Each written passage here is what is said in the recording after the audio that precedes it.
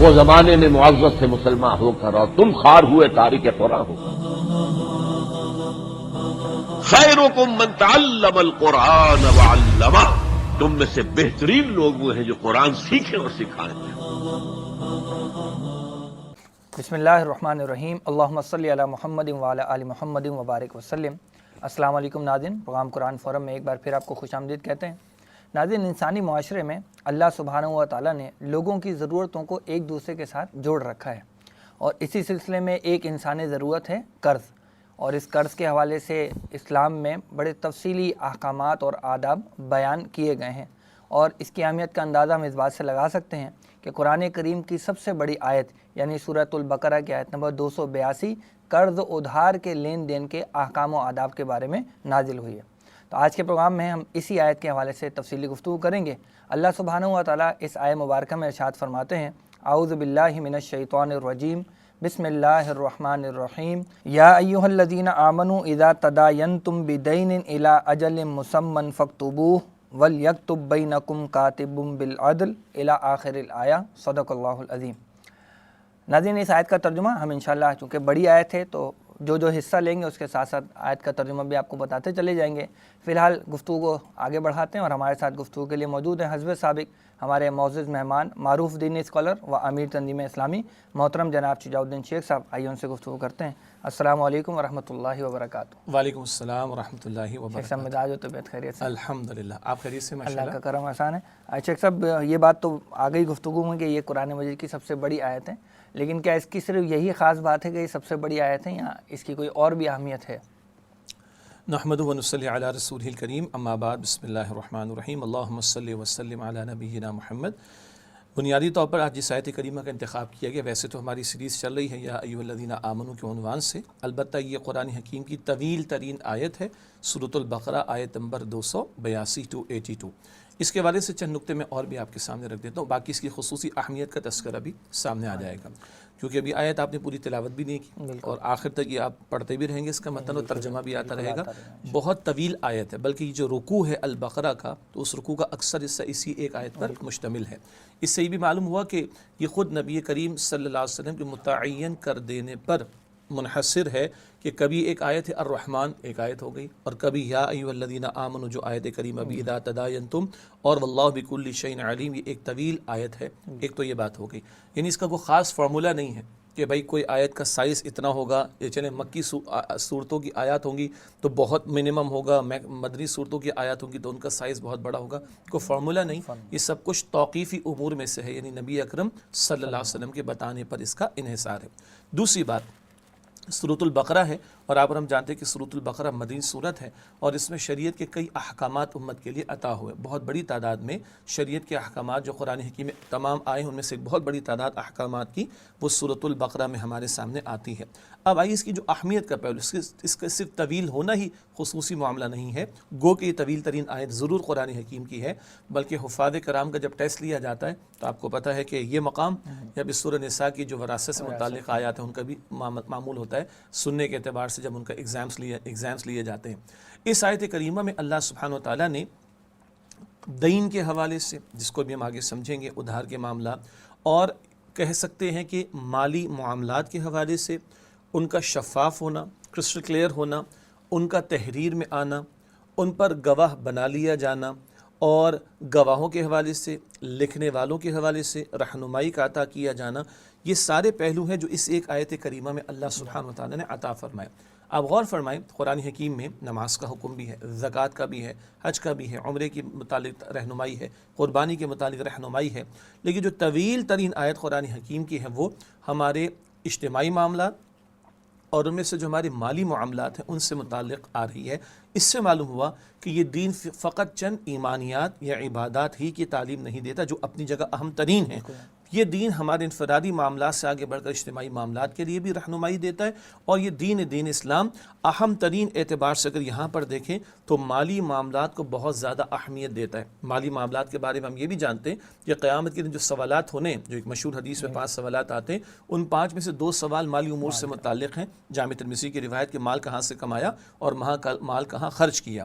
پھر یہ جس کو ہم دین کہہ رہے ہیں، ادھار کا معاملہ، لفظ قرض بھی استعمال ہوتا ہے۔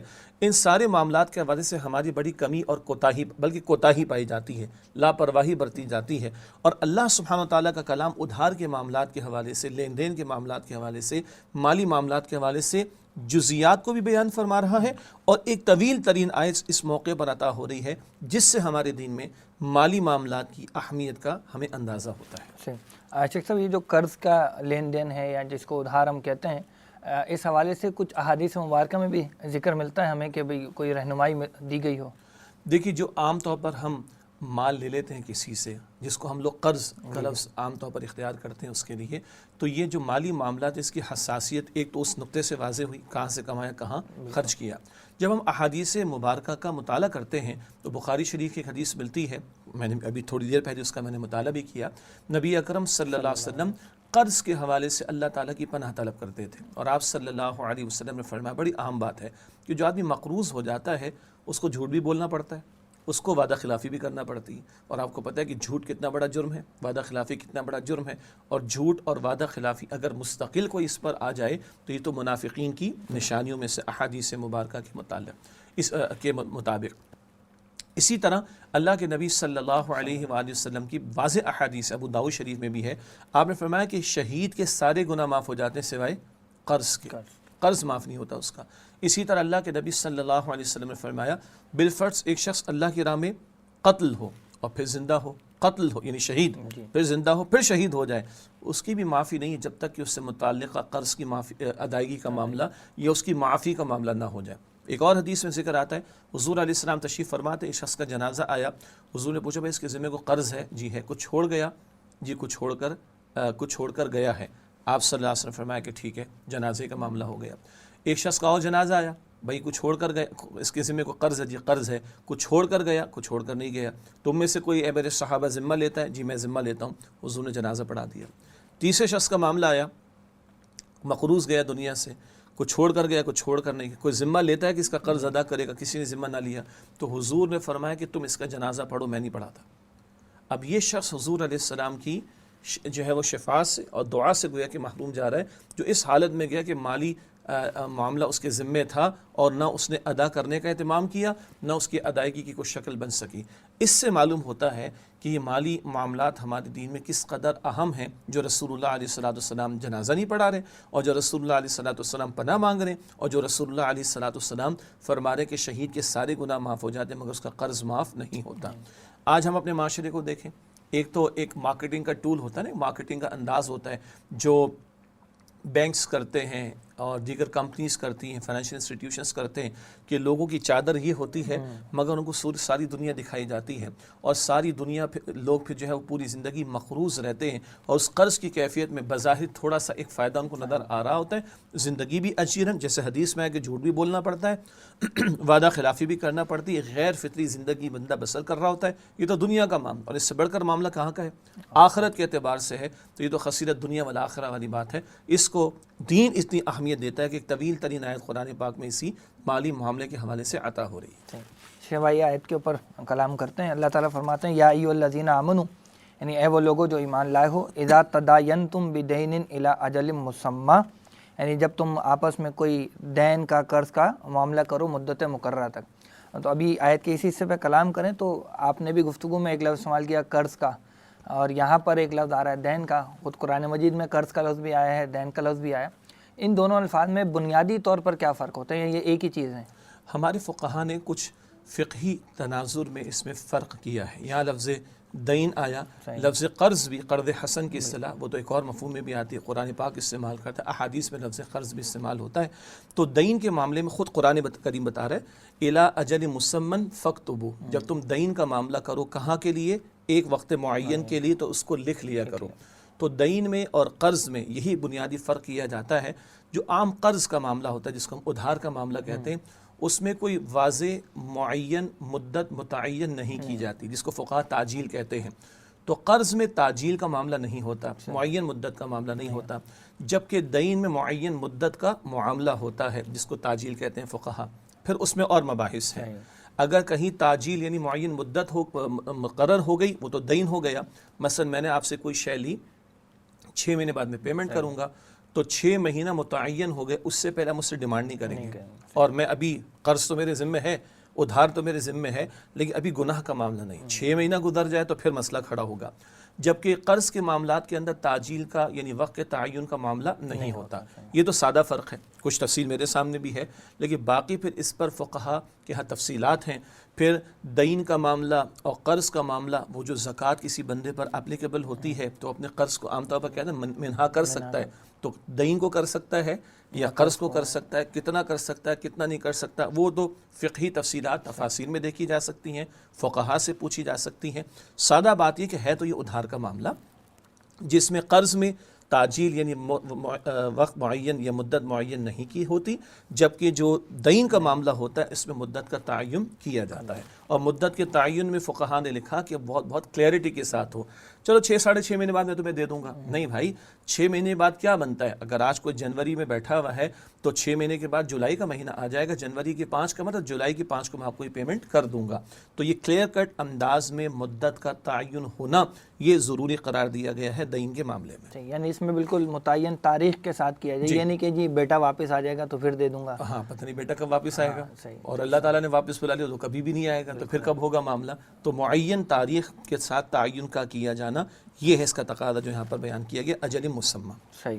اچھا، اس کے بعد اللہ تعالیٰ فرماتے ہیں فَاكْتُبُوا، یعنی اس کو لکھ لو. اور لکھنے کے حوالے سے پھر رہنمائی یہ دی گئی کہ وَلْيَكْتُبْ بَيْنَكُمْ كَاتِبٌ بِالْعَدْلِ وَلَا يَأْبَ كَاتِبٌ أَن يَكْتُبَ كَمَا عَلَّمَهُ اللَّهُ فَلْيَكْتُبْ وَلْيُمْلِلِ الَّذِي عَلَيْهِ الْحَقُّ وَلْيَتَّقِ اللَّهَ رَبَّهُ وَلَا يَبْخَسْ مِنْهُ شَيْئًا فَإِنْ كَانَ الَّذِي عَلَيْهِ الْحَقُّ سَفِيهًا أَوْ ضَعِيفًا فَإِنْ كَانَ الَّذِي عَلَيْهِ الْحَقُّ سَفِيهًا أَوْ ضَعِيفًا أَوْ لَا يَسْتَطِيعُ أَن يُمِلَّ هُوَ فَلْيُمْلِلْ وَلِيُّهُ بِالْعَدْلِ.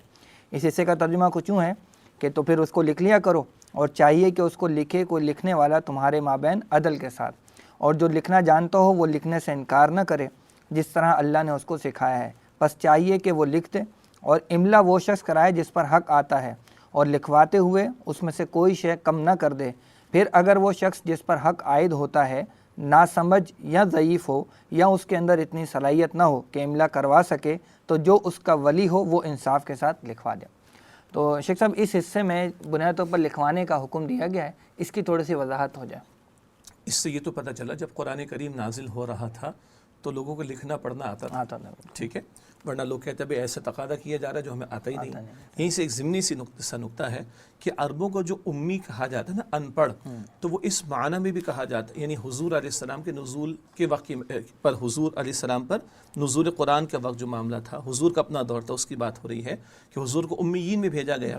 تو عربوں کو امی اس معنی میں نہیں کہا گیا کہ ان میں کوئی لکھنے پڑھنے والا نہیں تھا، بلکہ اس معنی میں کہا گیا کہ صدیوں سے جو کتاب اور رسولوں کا سلسلہ اور وحی کا سلسلہ بنی اسرائیل میں چلا آیا تھا وہ عربوں میں نہیں تھا. اس معنی میں وہ ان پڑھ اس معنی میں تھے کہ الہامی کتاب ان کے پاس، الہامی تعلیم ان کے پاس صدیوں سے نہیں آئی تھی، ورنہ اس کا قطعاً یہ مطلب نہیں کہ وہاں لکھنے پڑھنے والا کوئی نہیں تھا. ضمناً ہمارے ناظرین کی دلچسپی کے لیے نبی اکرم علیہ الصلوۃ والسلام کے دور میں قرآن لکھا گیا، بعد میں ایک کتابی شکل میں کمپائل ہوا. نبی اکرم علیہ الصلوۃ والسلام کے دور میں آپ کے مبارک ارشادات احادیث مبارکہ کو بھی لکھا گیا، بعد میں کمپائلیشن ہوئی، اور کم از کم ریکارڈ پر 43 صحابہ کرام کے نام موجود ہیں جو لکھنا پڑھنا جانتے تھے، جو کتابت وحی کیا کرتے تھے. تو ایک تو یہ ضمنی نقطہ آ گیا. اب اگلی بات یہ کہ قرآن حکیم اس کے لکھنے پر زور دے رہا ہے. آج کیونکہ میری فیلڈ رہی ہے چارٹرڈ اکاؤنٹنسی کی، تو ہم شاید زیادہ اس بات کو اس کی اپریسیشن کر سکیں گے کہ ایک چیز کا لکھت پڑھت میں آ جانا اس کی اہمیت بہت زیادہ ہوا کرتی ہے. ورنہ آپ اور ہم دیکھتے ہیں کہ ہمارے بہت مرتبہ آپس میں ایک دوسرے پر اعتبار کر لیا جاتا ہے، اور جب کسی کا انتقال ہو جاتا ہے اور کسی کا کسی کے ذمے نکلتا ہے اور لکھت پڑھت میں کچھ نہیں ہوتا، تو پھر اس کے سوا کچھ نہیں ہوتا کہ آدمی افسوس کرتا ہے کہ 25 لاکھ فلاں کو دیے تھے، وہ فلاں تو چلا گیا، اس کے بیٹا میرا پیسہ میرا حوالے نہیں کرتے. تو لکھت پڑھت کی ایک تو اس اہمیت کے اعتبار سے تفصیل اس مقام پر آ رہی ہے. اچھا، وَلْيَكْتُبْ بَيْنَكُمْ كَاتِبٌ بِالْعَدْلِ، تمہارے درمیان لکھنے والا جو ہے وہ انصاف کے ساتھ لکھے. اب اس میں لکھنے کے اندر معاملہ کہاں تک جا سکتا ہے؟ کبھی یہ دین کا معاملہ 2 افراد کے درمیان بھی ہو سکتا ہے، 2 اداروں کے درمیان ہو سکتا ہے، 2 کمپنیز کے درمیان ہو سکتا ہے، 2 حکومتوں کے درمیان بھی ہو سکتا ہے. تو جتنا یہ معاملہ کمپلیکیشنز کا شکار ہوگا اتنا شاید لکھنے والے کی ایکسپرٹیز بھی بڑھتی چلی جائیں گی. البتہ پہلی بات کیا آ رہی ہے کہ تمہارے درمیان کو لکھنے والا انصاف کے ساتھ لکھے. تو لکھت پڑھت کے اندر بھی انصاف کرنے کا معاملہ بیان کیا جا رہا ہے. اور پھر لکھوائے کون؟ املا، جس کو آپ نے ترجمہ کیا کہ جس کے ذمے حق نکلتا ہے، جس نے ادائیگی کرنی ہے، جس نے پیسہ ادا کرنا ہے، وہ لکھوائے، کیونکہ ذمہ اس پر آ رہا ہے، تاکہ اس کے لکھوانے کے ساتھ یہ معاملہ بھی بنے گا بھائی تمہارے کہنے پر پوری دستاویز تیار کی گئی. آگے گواہوں کا بھی ذکر آ جائے گا. تو جس کے ذمے حق نکلتا ہے اس کو کہا جا رہا ہے کہ وہ لکھواتا چلا جائے. ایک اہم نقطہ یہاں پر یہ آیا کہ وَلْيَتَّقِ اللَّهَ رَبَّهُ وَلَا يَبْخَسْ مِنْهُ شَيْئًا. ہو سکتا ہے نا کہ لکھوانے میں کوئی گڑبڑ کر جائے، تو اس کو خوف خدا دلایا جا رہا ہے. یہ بڑا اہم نقطہ ہے. دیکھیے اگر اللہ سبحانہ و تعالیٰ کا خوف دل میں ہو تو 7 پردوں میں بھی بندہ معاملہ ٹھیک رکھے گا، تنہائی میں بھی ٹھیک رہے گا. اور اگر خوف خدا نہ ہو تو لوگ تو پبلک کے سامنے بھی جو ہے وہ ٹوئسٹ کر دیتے ہیں معاملات کو، اور آنکھ مچولی کا معاملہ ہو جاتا ہے، یا لوگوں کو بیوقوف بنانے کا معاملہ ہو جاتا ہے. الفاظ کی ہیر پھیر ادائیگی میں بھی ہو جاتی ہے، بعض اوقات یہود بھی کرتے تھے، اور الفاظ کی ہیر پھیر لکھت پڑھت میں بھی ہو جاتی ہے. اس سے ایک اور بات پتہ چلتی ہے کہ ظاہر کے اسباب ضرور اختیار کیے جائیں معاملات کو سیدھا رکھنے کے لیے، جیسے کہ لکھنے کا حکم دیا جا رہا ہے، آگے گواہ بنانے کا حکم بھی آئے گا. لیکن خوف خدا وہ شے ہے جس کی بنیاد پر، پائیدار بنیاد پر لوگوں کے اندر تبدیلی آ سکتی ہے، یا یوں کہیے پائیدار بنیاد پر لوگوں کی اصلاح کا عمل ممکن ہو سکتا ہے. 7 پردوں کو بھی لے لیں. میں نے کہا کہ اگر خوف خدا دل میں ہوگا تو بندہ وہاں بھی لحاظ کرے گا، اور اگر خوف خدا دل میں نہ ہو تو اولاد ماں باپ کے سامنے بھی جو ہے وہ کچھ کر جاتی ہے، چیٹ کر جاتی ہے، اور بڑے سے بڑے عدالتی فورم پر بھی عین ممکن ہے کہ چیٹنگ کا اہتمام کر لیا جائے. تو قرآن کریم کہہ رہا ہے کہ وَلْيَتَّقِ اللَّهَ رَبَّهُ وَلَا يَبْخَسْ مِنْهُ شَيْئًا. اس کے بعد بتایا گیا کہ جس کے ذمے حق نکلتا ہے، اگر وہ صفیحاً او ضعیفاً، اگر تو وہ کم عقل ہے یا کمزور ہے یا وہ املا کرانے کی استطاعت نہیں رکھتا. 3 باتیں آ رہی ہیں. کم عقل ہو سکتا ہے عمر کی کم ہونے کی وجہ سے، یا یوں کہیے کہ بڑھاپے کی وجہ سے وہ ذرا عقل سے تھوڑا سا کہنا چاہیے کہ معیار مطلوب پر اس کی عقل نہ ہو. اور کبھی معاملہ ایسا ہو سکتا ہے کہ جس کے ذمے حق نکلتا ہے وہ خود لکھوا نہیں سکتا، تو اس کا کوئی ولی، کوئی سرپرست وہ لکھوا دے. اب اگر ایک بچہ ہے، بعض اوقات مائنرز کو، یہ لاء کی لینگویج ہے، کچھ مائنرز کو بھی لیس دین 18 جو انگریز کا قانون کہتے ہیں، اس کی مائنر کی بات کر رہا ہوں، ورنہ شرعی اعتبار سے تو بالغ ہو چکا ہوتا ہے. تو اس کو ڈیل کرنے کے اعتبار سے مشکل ہو تو اس کا سرپرست اس کا باپ ہو سکتا ہے، سو آن کوئی ہو سکتا ہے. اسی طرح کوئی اور بوڑھا شخص ہے تو ہو سکتا ہے کہ اگر وہ خود نہیں لکھوا سکتا تو اس کا کوئی رشتہ دار وغیرہ لکھوا دیں. میں انٹرسٹنگ بات یہاں پر لکھنا چاہ رہا ہوں کہ دین اتنا پیارا ہے اور قرآن حکیم کے الفاظ میں وسعت اس قدر زیادہ ہے کہ جو لکھوانے کی استطاعت نہ رکھتا ہو. اب ایک ملک کی ایک کمپنی دوسرے ملک کی دوسری کمپنی سے ڈیل کر رہی ہے، دونوں کی زبانیں ڈیفرنٹ ہیں، تو یہ اس کی نہیں سمجھتا، وہ اس کی نہیں سمجھتا. اب کیا کریں گے آپ؟ تو اب آپ کسی کی کنسلٹنسی سروس لیں گے جو ان دونوں کی لینگویج کو جانتا ہو، یا اس کو ٹرانسلیٹ کر دے تو اس کو سمجھ آ جائے، اس کو بات ہوئی کہ تب وہ دونوں کو جانے گا. تو یہاں تو معاملہ آ جائے گا کسی پروفیشنل فرم تک کو بھی اپوائنٹ کرنے کا کہ اس شخص کو، جس کو معاملہ فہمی تو ہے مگر وہ لکھوائے کیسے، وہ زبان نہیں آتی یا وہ ٹیکنیکل ڈرافٹنگ نہیں آتی جو کہ لاء کی لینگویج ہوا کرتی ہے، تو اس سطح تک یہ معاملہ جائے گا. پھر اس کے بہاف پر کوئی اس کو ریپرزینٹ کرے گا اور وہ اس کو لکھوا دے گا. میں نے جان بوجھ کے یہ مثال اس لیے دی تاکہ پتہ چلے کہ دین قیامت تک کے لیے ہے، اور دنیا کتنی ہی آگے چلی جائے اللہ کا کلام انسانیت کی امامت کرتا رہے گا. شیخ صاحب، بعض دفعہ یہ لکھنے کی جب بات آتی ہے نا، تو خیر بڑے بڑے معاملات تو لوگ لکھ ہی لیتے ہیں، لیکن بعض دفعہ ہوتا یہ کہ دوستوں میں یہ چیز ہوتی ہے یا رشتہ داری بڑی گہری ہوتی ہے، اس میں اگر کبھی ادھار کا لین دین ہوتا ہے تو جب لکھت پڑھت کی کوئی شخص بات کرتا ہے تو یہ آوازیں اٹھنے لگتی ہیں کہ کیا اب ہماری باتیں بھی لکھی جائیں گی. تو یہ کیسا طرز عمل ہے؟ ہاں، وہ ہمارے بزرگوں میں، فیملی میں پیچھے جو فور فادرز تھے، ایک بڑی خوبصورت کہاوت چلی آئی ہے، حساب کوڑی کا، بخشش لاکھوں کی. جی، حساب تو کوڑی کا بھی ہوگا بھائی، بخشش پر اللہ کا لاکھوں کی بخشش ہو جائے گی. ایک اسلاف میں سے کسی کا بڑا پیارا قول ہے کہ جب حسن سلوک کرو تو بھائیوں کی طرح کرو، لٹا دو دوسرے کے اوپر نا، مہمان نوازی ہو، خدمت ہو، سب کچھ ہو، مسافر آ جائے اس کا اکرام کرنے کا. حسن سلوک تو کرو بھائیوں کی طرح، لیکن معاملہ کرو اجنبیوں کی طرح. اب معاملہ چاہے بھائی سے بھی کرنا پڑ جائے، کبھی ہے حساس نقطہ، آپس کے اندر محبت اس قدر ہوتی ہیں، قربت اس قدر ہوتی ہے، اعتماد اس قدر ہوتا ہے، تو آدمی کہتا ہے اب یا تو مجھ سے لکھوائے گا، میں تو اس سے لکھواؤں، چھوڑ یار کوئی مسئلہ ہی نہیں. اب یہ کہہ کے لوگ نکل جاتے ہیں. لٹرلی اب ایک پریکٹیکل لائف میں معاملہ ہوا کہ ایک صاحب نے دوسرے صاحب کو 25 لاکھ روپے دیے، جو بڑے آپس میں گہرے دوست تھے. تو ایک صاحب نے اپنے دوسرے دوست کو بھائی سمجھ کے، گہرا جگری دوست سمجھ کے 25 لاکھ روپے ان کے حوالے کر دیے اور ان کے ذمہ نکلتے ہیں 25 لاکھ روپے. تو جناب اس کے بعد ہو گیا ان کا انتقال. تو اب یہ صاحب بڑے پریشان تو نہیں ہوئے، کوئی مسئلہ ہی کوئی نہیں، میرے دوست کا بالکل بھائیوں کی طرح تھا. چلو انتقال کے کچھ دن کے بعد بچوں کے پاس گئے، تمہارے ابا کے ذمہ میرے 25 لاکھ روپے نکلتے ہیں، تو بیٹا ذرا 25 لاکھ روپے واپس کر دیں. تو بچوں نے کہا انکل چچا جو بھی ہے، سر آنکھوں پر آپ کی بڑی محبت، آپ کا بڑا ادب، سب کچھ ہے، ابا کچھ بتا کے تو نہیں گئے ہمیں، ابا لکھ کر تو گئے نہیں، تو معذرت ہے جی. اب ہوا کیا، ان کے تو 25 لاکھ گئے اور وہ جو لکھ کر نہیں گیا وہ تو مقروض گیا. اور مقروض کے بارے میں احادیث ہمارے سامنے آ چکی ہیں. اگر کوئی لکھت پڑھت ہوتی، اولاد اگر فرما بردار ہوتی تو کہیں سے واپس کرتی. چلو 25 کی جگہ 12 لے کے جو ہے وہ مطمئن ہو جاتا. اس کے بھی 25 ڈوبے اور وہ بھی مقروضی کی حالت میں دنیا سے گیا. بات یہ کڑوی لگتی ہے، لیکن وہ جو میں نے اسلاف کا قول، اسلاف میں سے کسی بزرگ کا قول سنایا کہ معاملہ کرو اجنبیوں کی طرح. یہ وہ شے ہے جو یہاں پر بیان کی جا رہی ہے، ورنہ پھر اسی طرح کے معاملات پیش آتے ہیں اور اس کے بعد نتائج کیا نکلتے ہیں. یہ تو 2 افراد تھے نا، اب وہ بچوں کے درمیان اور فیملی ممبرز کے درمیان ایک دوسرے کے لیے عداوت پیدا ہوگی اور نفرتیں پیدا ہوں گی، اور نہ جانے معاملہ کہاں تک جا کر ختم ہوگا. اس لیے ان معاملہ، اور آگے قرآن کریم کہہ رہے ہیں معاملہ چھوٹا ہو یا بڑا ہو، اس کو لکھت پڑھت میں لایا کرو. یا تو حوصلہ کسی کا اتنا بڑا ہو، بھائی دیا کسی کو تو دے دیا، نہیں آئے تو معاف، یا تو اتنا بڑا حوصلہ ہو. لیکن مشکل بات ہوا کرتی ہے، ہوتا ہے نا واپس تمہارے ہاتھ میں رکھ دے، اب ذرا واپس دے کے دکھاؤ کہ تمہارے اندر حوصلہ ہے کہ نہیں تھے کہ تم اس کو واپس کرتے ہو کہ نہیں. جیسے وراثت میں لوگ کہتے ہیں نا، ہاں جی ہم نے معاف کر دیا، کوئی مسئلہ نہیں. ہاتھ میں کیش دیں، ہارڈ کیش دیں، پھر پوچھے کہ معاف کرتے ہو کہ نہیں کرتے، کوئی نہیں کرتا معاف. اس لیے ان معاملات میں ہمیں حساس ہونا چاہیے. کیوں؟ کل اللہ تعالیٰ کے ہاں ان بارے میں، اس حوالے سے ان امور کے بارے میں سوال ہونا ہے. اور قرض کا معاملہ کتنا حساس ہے وہ احادیث مبارکہ پہلے ہمارے سامنے آ چکی ہیں. صحیح. شیخ صاحب آیت کے اگلے حصے میں کچھ گواہی کے حوالے سے الفاظ آ رہے ہیں. اللہ سبحانہ و تعالیٰ ارشاد فرماتے ہیں وَاسْتَشْهِدُوا شَهِيدَيْنِ مِن رِجَالِكُمْ فَإِن لَّمْ يَكُونَا رَجُلَيْنِ فَرَجُلٌ وَامْرَأَتَانِ مِمَّن تَرْضَوْنَ مِنَ الشُّهَدَاءِ أَن تَضِلَّ إِحْدَاهُمَا فَتُذَكِّرَ إِحْدَاهُمَا الْأُخْرَى. اس حصے کا ترجمہ کچھ یوں ہے کہ اور اس پر گواہ بنا لیا کرو اپنے مردوں میں سے 2 آدمیوں کو، پھر اگر 2 مرد دستیاب نہ ہوں تو 1 مرد اور 2 عورتیں ہوں، یہ گواہ تمہارے پسندیدہ لوگوں میں سے ہوں تاکہ ان میں سے کوئی ایک بھول جائے تو دوسری یاد کروا دیں. اچھا، اس آیت میں گواہی کا حصہ بھی ذکر بھی آ رہا ہے. بات یہ کہ جب پہلے ایک چیز لکھ لی ہے تو لکھنے کے بعد پھر گواہی، اس کی کیا حکمت ہے؟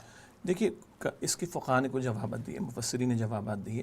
کبھی امکان ہو سکتا ہے کہ تحریر مٹ جائے یا تحریر کبھی ضائع ہو جائے یا اس کے بارے میں کوئی اشکال یا نزاع پیدا ہو جائے، تو اگر اس تحریر کے ساتھ گواہ بھی مقرر کیے گئے ہوں گے تو اس نزاع کو ختم کرنا یا اس کا حل تلاش کرنا وہ آسان ہو جائے گا.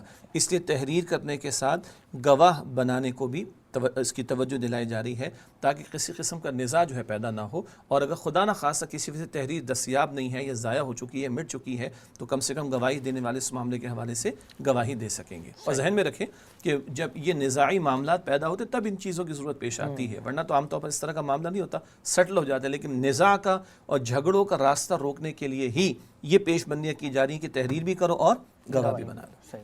شیخ صاحب یہاں جو گواہی کا ذکر کیا گیا اس میں 2 مردوں کا معاملہ رکھا گیا اور کہا کہ اگر 2 مرد نہ ہو تو 1 مرد اور 2 عورتیں.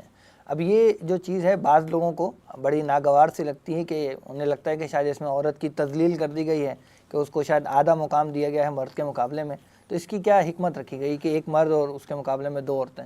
جی، وہ ایک مفسر نے بڑا پیارا جملہ لکھا کہ اگر یہ کہا جائے کہ کوّا اڑ سکتا ہے اور انسان نہیں اڑ سکتا تو کیا انسان کی تذلیل ہے؟ وہ کہتے ہیں نا فقہ قیاس مع الفارق والی بات ہے. یعنی انہوں نے سمجھانے کے لیے بات کہی کہ بھائی اللہ نے اس کا ایک اپنا میدان رکھا، انسان کا اللہ تعالیٰ نے ایک میدان رکھا. انسان پر لگا کر اڑ نہیں سکتا، اس نے جہاز بھی بنا لیا. اب اگر کہہ رہی میرے پر نہیں ہے تو میں تو کوے سے کمتر ہو گیا، حقیر ہو گیا، تو یہ دماغ کے خناس کا مسئلہ ہوگا. اسی آیت کریمہ کے اس حصے کو لے کر بڑی لیدے کفار کی طرف سے بھی ہوتی ہے اور وہ لوگ کے جو دین سے دور ہو چکے ہیں، جو معاذ اللہ یہ کہتے ہیں قرآن حکیم میں بھی کوئی تبدیلیاں ہونی چاہیے معاذ اللہ، اس طرح کے لوگوں کی طرف سے بات آ رہی ہوتی ہے. پہلی بات دینی مزاج کو، دینی پیراڈائم کو سمجھیں۔ یہ جو اس وقت گفتگو ہو رہی ہے یہ خاص مالی معاملات کے حوالے سے، گو کہ کچھ اور معاملات میں بھی جن میں نکاح وغیرہ سے متعلق معاملات ہیں ان میں بھی ایک مرد اور 2 عورتوں کی گواہی کا امکان موجود ہے۔ البتہ عام طور پر یہ سارے معاملات پیش آتے ہیں مالی امور کے اعتبار سے، کاروباری امور کے اعتبار سے، تجارتی امور کے اعتبار سے۔ دینی مزاج کے اعتبار سے، دینی پیراڈائم میں اللہ تعالیٰ نے کفالت کی ذمہ داری رکھی ہے کس پر؟ مرد پر۔ عورت پر اس طرح کفالت کی ذمہ داری نہیں رکھی، تو اس بات کی توقع بھی کم ہے کہ خواتین کا ان معاملات میں آنے کا زیادہ امکان ہو۔ آج اگر ہم دینی مزاج کے برعکس بہت سارے معاملات ہوتے ہوئے دیکھ رہے ہیں تو ہمیں ہماری اصلاح کرنے کی ضرورت ہے، نہ کہ شریعت کی اصلاح کرنے کی کوشش کر دیں معاذ اللہ۔ ایک بات تو کیونکہ دینی پیراڈائم اور دینی مزاج میں اس کا امکان کم ہوگا کہ خواتین مردوں کی طرح تجارتی معاملات، کاروباری معاملات کے اندر انوالو ہوں گی، تو عین ممکن ہے کہ ان معاملات کی ان کو سمجھ بوجھ زیادہ نہ ہو۔ ایک دوسری بات ہے عدالتی کارروائی چلتی ہے، جج موجود ہوتا ہے، جرح چلتی ہے، تابڑ توڑ حملے ہوتے ہیں وکیل کی طرف سے، تو بہرحال اس تناظر میں اگر آپ دیکھیں تو مرد اور عورت کے میدان کو، مزاجوں کو، فزیک کو، احساسات کو، جذبات کو، سینٹیمنٹس کو اللہ تعالیٰ نے علیحدہ رکھا ہے۔ جو ایک عام طور پر بعض مرد ایسے ہو سکتے ہیں کہ ان میں کچھ کمزوریاں پائی جاتی ہوں، مگر اگر جنرلائز کریں تو مردوں کے اندر ذرا سخت معاملات کو جھیلنا، اس کا مزاج اور اس کی صلاحیت اللہ تعالیٰ نے زیادہ رکھی۔ عین ممکن ہے کہ 2-4 تابڑ توڑ حملوں سوالات کے نتیجے میں ایک عورت بیچاری اپنی فطری کمزوری کی وجہ سے پریشان ہو جائے اور رونا شروع کر دے، جیسے کہ بہت سے وکلاء کہتے ہیں جب عدالتوں کے اندر خاتون آتی ہے اس کو گواہی دینا ہوتی ہے، 2 سوال ہوتے ہیں وہ رونا شروع کر دیتی ہے، تو اس کو کسی سہارے کی ضرورت ہوگی۔ اور اگر دینی پیراڈائم کو دیکھیں، ایک اکیلی عورت مردوں کے درمیان کھڑے ہو کر بات کرے اس کو ایک فطری جھجک بھی ہوگی اور عین ممکن ہے کہ وہ کچھ بھول بھی جائے۔ یہی وجہ ہے کہ نسیان، بھول جانے کا پہلو اللہ نے انسان میں بھی رکھا، یعنی مرد میں بھی رکھا، عورت میں بھی رکھا، لیکن نسیان والا یہ پہلو مرد کے مقابلے میں عورتوں میں اللہ سبحانہ وتعالیٰ نے زیادہ رکھا۔ اس کی اپنی حکمت ہیں اور وہ جانتا ہے خالق۔ الا یعلم من خلق، اللہ فرماتے ہیں کہ وہی اللہ سبحانہ وتعالیٰ نہیں جانے گا کہ جس نے پیدا فرمایا۔ تو یہ کچھ پہلو ہیں، یہ ہیں سارے منطقی جوابات یا عقلی جوابات۔ اصولی بات ہے کہ اللہ تعالیٰ نے جب یہ فرمایا ہے تو اسی میں خیر ہوگی۔ ہاں 2-3 دلچسپ مثالیں بھی سمجھ لیں۔ بعض معاملات ایسے ہوتے ہیں جہاں مرد کی گواہی قبول ہی نہیں ہوتی، وہاں صرف عورت کی گواہی چلتی ہے، وہ عورت کے خاص معاملات ہیں، اور لکھا ہے فقہا نے، حیض کا معاملہ ہے، نفاس کا معاملہ ہے، بچے کی ولادت کا معاملہ ہے، رضاعت کا معاملہ ہے، یہ خاص نسوانی معاملات سے متعلقہ امور ہیں، یہاں تو گواہی چلتی ہی فقط عورت کی ہے۔ کیا اب ان مسائل کو لے کے یہ کہا جا سکتا ہے کہ مردوں کی تذلیل کر دی گئی، مردوں کو ڈیگریڈ کر دیا گیا؟ اور نہیں بھائی، وہ میدان عورتوں کا ہے تو وہاں گواہی ان کی، یہ عام طور پر میدان مردوں کا ہے، پھر بھی گنجائش دی گئی ہے کہ ایک نہیں مگر 2 ہونے چاہیے، تاکہ جب وہ عدالت میں پیش ہوگی اگر کسی وجہ سے کوئی پریشر اس کی وجہ سے بھول رہی ہے تو دوسری اس کو یاد بھی دلا دے گی۔ اور ایک تنہا عورت کا مردوں کے درمیان کھڑے ہو کر گفتگو کرنا اس کی فطری حیا آڑے آ سکتی ہے، تو دوسری کا موجود ہونا اس کے ایک سپورٹیو رول کا باعث بن جائے گا۔ ویسے بھی مردوں کی کوئی قلت تو ہوئی نہیں ہے کہ دو گواہ دستیاب نہ ہوں۔ جی فی الحال اتنی قلت نہیں ہے، لیکن بہرحال وجہ ہے کہ عام طور پر جو ہے مرد دستیاب ہو جایا کرتے ہیں اس کام کے لیے۔ ناظرین پروگرام میں وقت ہوا ہے بریک کا، بریک کے بعد جب حاضر ہوں گے تو اسی آیت کے بقیہ احکام و آداب کے حوالے سے بھی گفتگو کریں گے۔ فی الوقت اجازت دیجیے، السلام علیکم ورحمۃ اللہ وبرکاتہ۔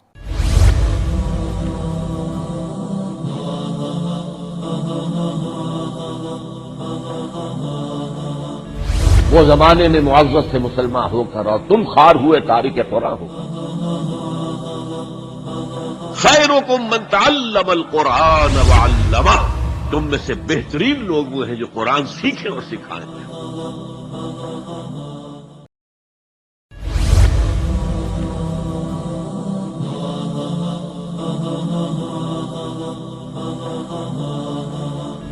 وہ زمانے میں معزز سے مسلمان ہو کر اور تم خوار ہوئے تارک قرآن ہو۔ خیرکم من تعلم القرآن وعلمہ، تم میں سے بہترین لوگ وہ ہیں جو قرآن سیکھیں اور سکھائیں۔ السلام علیکم ورحمۃ اللہ وبرکاتہ۔ محترم ناظرین، پروگرام قرآن فورم میں ایک بار پھر آپ کو خوش آمدید کہتے ہیں۔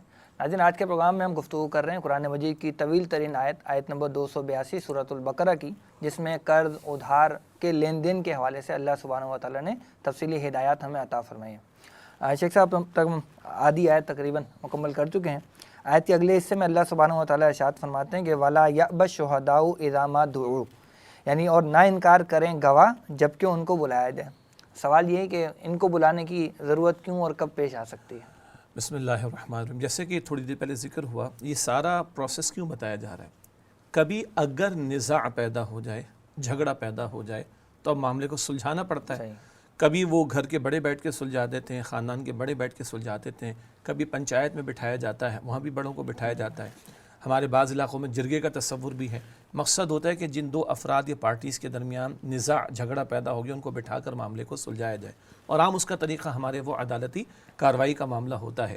تو جب نزاع و جھگڑے کی ایسی نوعیت آ جائے کہ کارروائی کرنے کی ضرورت پیش آ جائے تو پھر لامحالہ گواہوں کو بلانا پڑے گا تاکہ وہ آ کر گواہی دے اور ان کی گواہی کی بنیاد پر فیصلہ کر کے معاملے کو نمٹایا جا سکے۔ صحیح، تو اس میں یہ حکم یہ ہے کہ پھر وہ انکار نہ کریں۔ ہاں، اس لیے کہ گواہی دینا یہ ہمارا فریضہ بنتا ہے، اور گواہی کو چھپانا یہ کبیرہ گناہوں میں سے ہے۔ کتمان حق کے ذیل میں آئے گا کہ بندے کے پاس ایک حق بات موجود ہے، کسی کا یا یوں کہیں کہ ایسی بات موجود ہے جس سے کسی کا حق متعلق یا منسلک ہو، اب اگر اس کو وہ چھپاتا ہے تو یہ کبیرہ گناہوں میں شامل ہے۔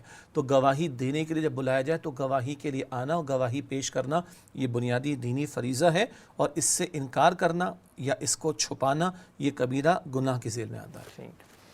آگے فرمایا گیا کہ وَلَا تَسْأَمُوا أَن تَكْتُبُوهُ صَغِيرًا أَوْ كَبِيرًا إِلَىٰ أَجَلِهِ ذَلِكُمْ أَقْسَطُ عِندَ اللَّهِ وَأَقْوَمُ لِلشَّهَادَةِ وَأَدْنَىٰ أَلَّا تَرْتَابُوا إِلَّا أَن تَكُونَ تِجَارَةً حَاضِرَةً تُدِيرُونَهَا بَيْنَكُمْ فَلَيْسَ عَلَيْكُمْ جُنَاحٌ أَلَّا تَكْتُبُوهَا وَأَشْهِدُوا إِذَا تَبَايَعْتُمْ۔ اس حصے کا ترجمہ یہ ہے کہ اور تساہل مت کرو اس کے لکھنے میں، معاملہ خواہ چھوٹا ہو یا بڑا، اس کی معین مدت کے لیے یہ اللہ کے نزدیک بھی زیادہ مبنی بر انصاف ہے اور گواہی کو زیادہ درست رکھنے والا ہے، اور یہ اس کے زیادہ قریب ہے کہ تم شبے میں نہیں پڑو گے، الا یہ کہ کوئی تجارتی لین دین ہو جو تم دست بدست کرتے ہو تو تم پر کوئی گناہ نہیں ہے کہ اسے نہ لکھو، اور گواہ بنا لیا کرو جب کوئی سودا کرو۔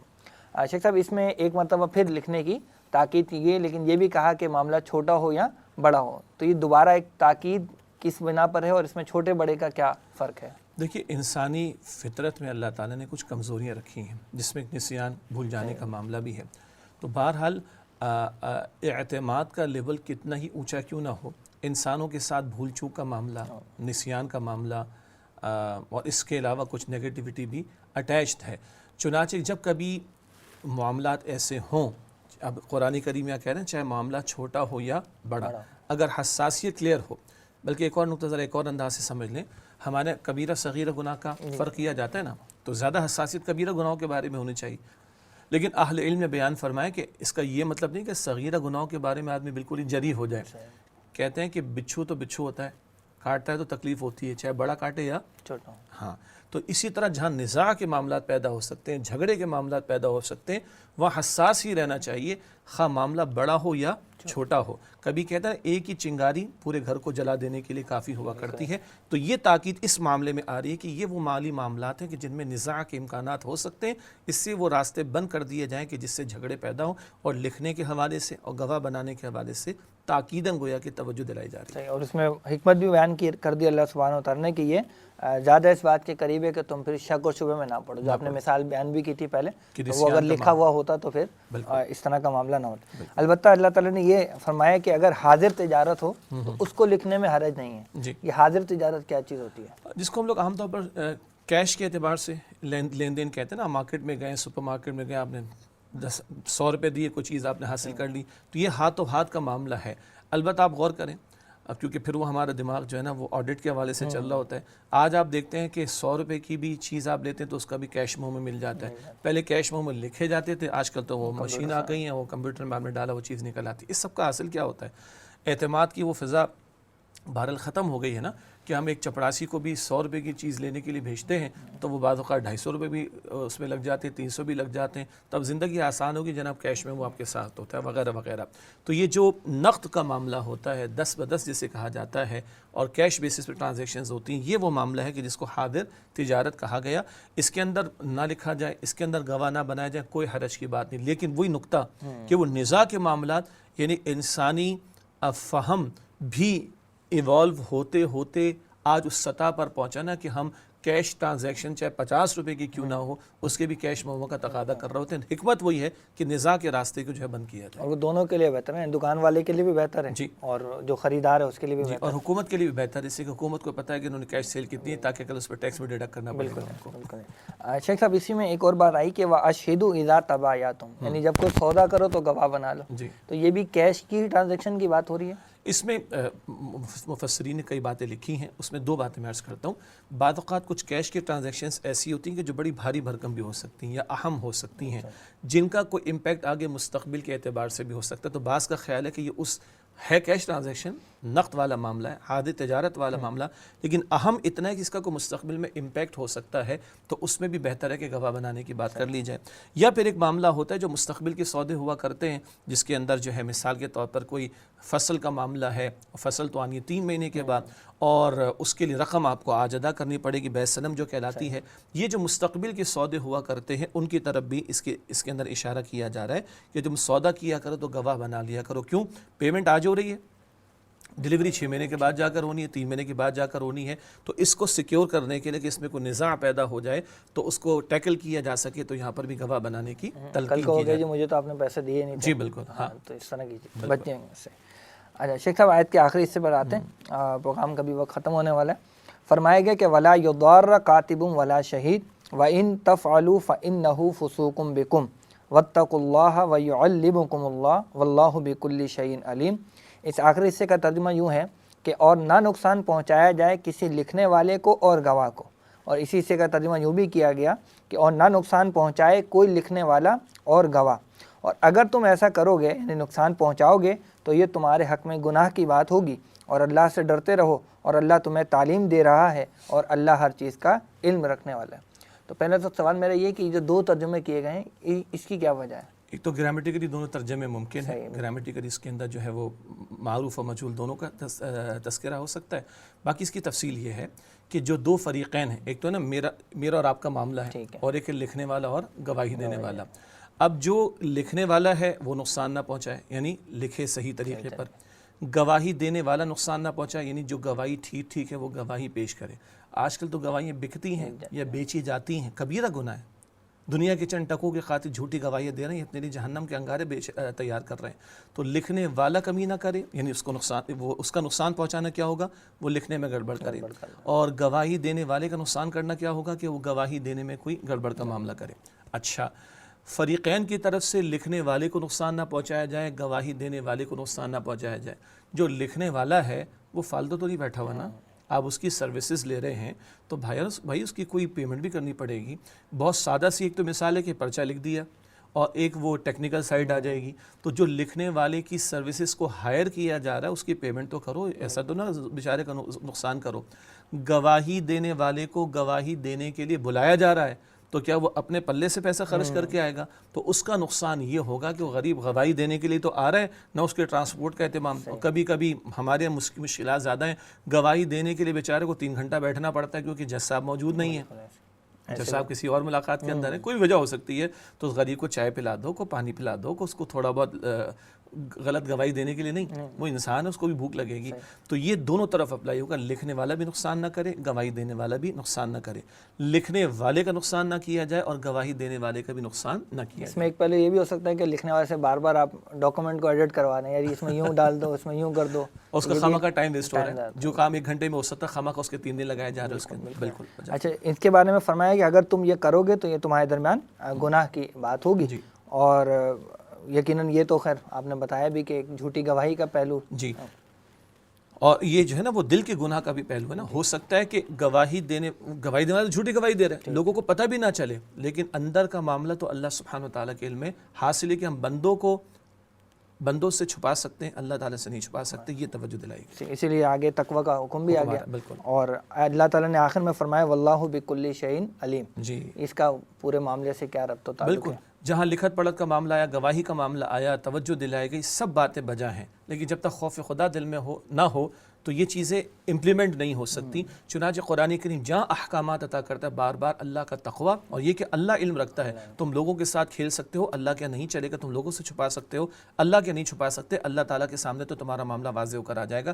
تو کل کا خوف ہوگا, جواب دہی کا احساس ہوگا تو لکھنے والا بھی ٹھیک لکھے گا، گواہی دینے والا بھی ٹھیک گواہی دے گا، اور معاملات کرتے وقت بھی نیک نیتی کے ساتھ ٹھیک معاملات لوگ کریں گے انشاءاللہ۔ جزاک اللہ شیخ صاحب، اب وقت کی کمی کی وجہ سے کچھ معاملات تھوڑے سے تشنہ رہ گئے، موقع ہوگا تو انشاءاللہ آئندہ گفتگو کریں گے۔ محترم ناظرین، آج کے پروگرام میں ہم نے قرض کے حوالے سے اسلام کے جو بھی احکامات اور آداب ہیں ان کا مختصراً جائزہ لیا ہے۔ اللہ تعالیٰ سے ہم دعا کرتے ہیں کہ اللہ تعالیٰ ہمیں ان احکامات پر اس کی روح کے ساتھ عمل کرنے کی توفیق عطا فرمائے، آمین۔ آج کے پروگرام کے لیے بس اتنا ہی، انشاءاللہ آئندہ ہفتے ایک نئے موضوع کے ساتھ آپ کی خدمت میں حاضر ہوں گے۔ تب تک کے لیے اجازت دیجیے، السلام علیکم ورحمۃ اللہ وبرکاتہ۔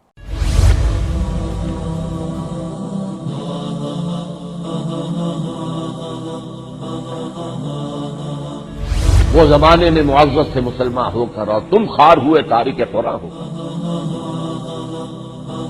خیرکم من تعلم القرآن وعلمہ، تم میں سے بہترین لوگ وہ ہیں جو قرآن سیکھیں اور سکھائیں۔